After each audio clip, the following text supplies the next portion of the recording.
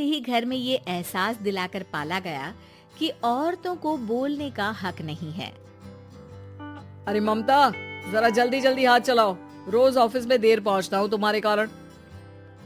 लेकिन आपका सारा खाना पैक और तैयार भी है। अरे जबान जितनी चलाती हो उतना अगर हाथ चलाती ना तो शायद घर को अच्छे से मैनेज कर पाती। क्या मतलब है? क्या नहीं मिला आपको? मोजे मोजे कौन देगा?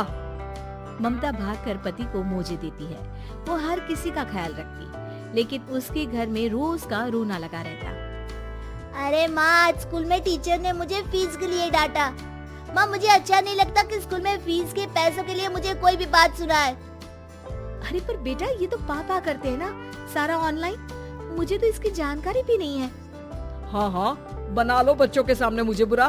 अरे करता तो मैं ही हूँ, माना, लेकिन मुझे कोई सपना थोड़ी ना आएगा कि बच्चों की फीस जमा करनी है। अरे बताओगी तो तुम ही ना। ममता की अब ये आदत में शुमार हो चुका था। वो हमेशा हर बात के लिए खुद को ही दोषी मानती।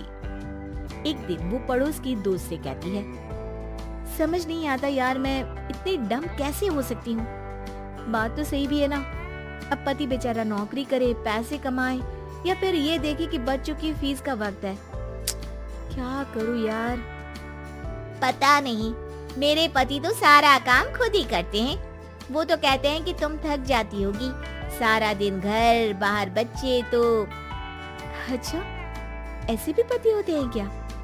अरे क्या बात कर रही है? भाई साहब कभी तुझे किसी बात के लिए सुनाते नहीं? किसने कहा नहीं सुनाते? अरे ये पति चीज ही ऐसी होती है कि बिना पत्नी को सुनाए उन्हें चैन की नींद कहाँ आती है।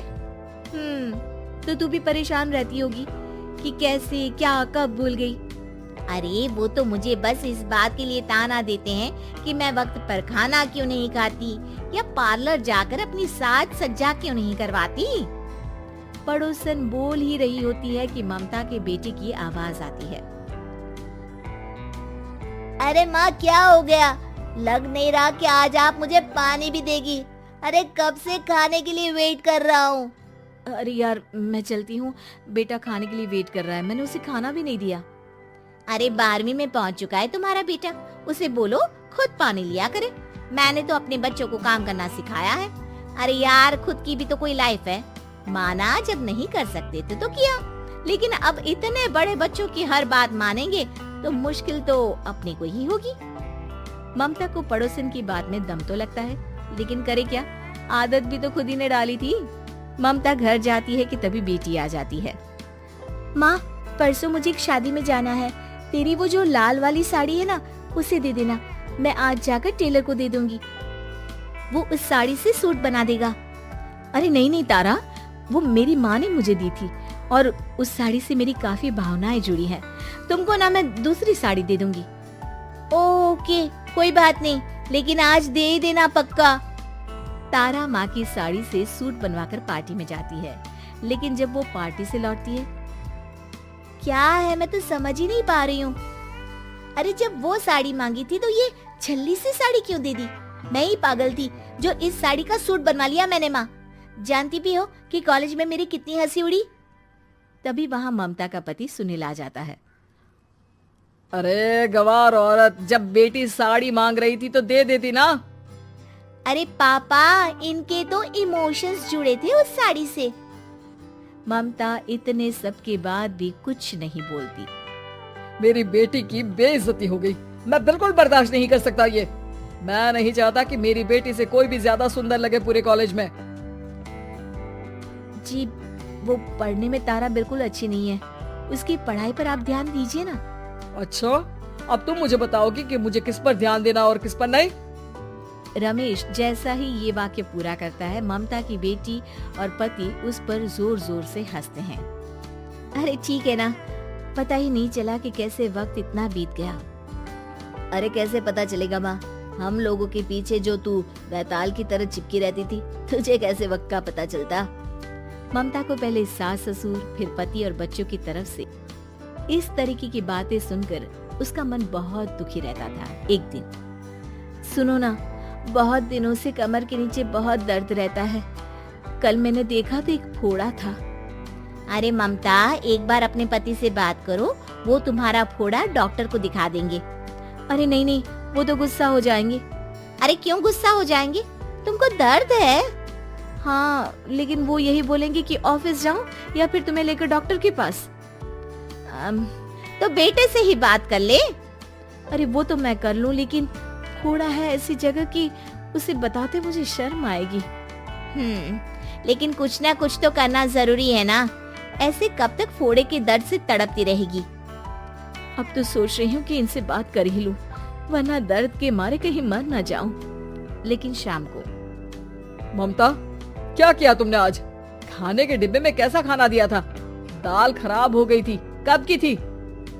दाल तो मैंने सुबह ही बनाई थी, खराब कैसे हो गई? अच्छा सुनिए ना, मुझे कहना है कि अरे गरम दाल बंद करोगी तो ऐसा ही होगा ना। बेइज्जती हो गई सबके सामने मेरी। ऑफिस वालों ने ऐसा मजाक उड़ाया कि क्या बोलूं। कल से ठीक से खाना देना है तो देना, वरना खाना देना बंद कर देना। बाहर खा लूंगा मैं। ममता, जो पति से अपनी परेशानी बताने वाली थी, वो अब ये सोचने लगती है कि कल से पति को खाने में क्या दे।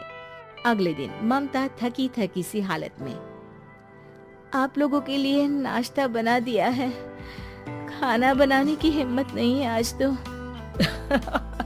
रात भर सोकर थक गई है ना, इसीलिए तो खाना नहीं बना सकती। हिम्मत नहीं हो रही है, मैं बस सोने जा रही हूँ। बस मैडम को सोने का बोल दो, फिर देखो कैसे सोती रहती है। माँ फिर वही पराठा सब्जी। अरे हमारे साथ के दोस्त एक से बढ़कर एक नाश्ता खाना लेकर आते हैं, आप तो बस। सभी घर से निकल जाते हैं, लेकिन जब शाम को बेटा घर आता है तो घर में अंधेरा रहता है। बेटा लाइट जलाता है। क्या माँ, तुम्हारा भी जवाब नहीं है बिजली का बिल बचाने के लिए? वो बोल ही रहा होता है कि सामने माँ जमीन पर लेटी मिलती है। वो उसके पास जाता है। अरे माँ, क्या हो गया माँ? तभी वहाँ पड़ोसन आती है। अरे बेटा, तुम्हारी माँ के पैर के पास एक फोड़ा है, जिसके कारण ये लगातार कमजोर होती जा रही थी। मैंने उसे पहले ही कहा था कि घर में बता दो, लेकिन तुम्हारी माँ किसी को तंग करना नहीं चाहती थी। तभी वहाँ डॉक्टर आ जाता है। अरे इनके ऑर्गन में दिक्कत है, कोई बात है जो इनके मन में खटक रही है। अरे नहीं नहीं, इसके मन में कोई बात नहीं है, कोई काम है नहीं ना इसके पास, सारा दिन बस घर में ही रहती है। देखिए मैं तो ये नहीं जानता, लेकिन हाँ इनके मन में हमेशा कोई बात रह जाती होगी, इसीलिए उनकी ये हालत है। अगर आप समय से नहीं ले आते तो हो सकता था कि। अरे नहीं नहीं डॉक्टर साहब, हम पूरी कोशिश करेंगे कि वो ठीक हो जाए। हम लोगों ने अपनी ही परेशानी माँ के सामने रखी, लेकिन किसी ने माँ की दिक्कत को जानने की कोशिश तक नहीं की। हाँ, मैंने भी ममता को हमेशा घरेलू जरूरत से ज्यादा काम का नहीं सोचा था। ममता को होश आता है और वो खुद को अपने बेडरूम में देखती है। वो उठने की कोशिश करती है कि माँ, अब आप नहीं उठेंगी, हम लोग है ना, हम लोग आपको पूरी तरह से खुश रखने की कोशिश करेंगे।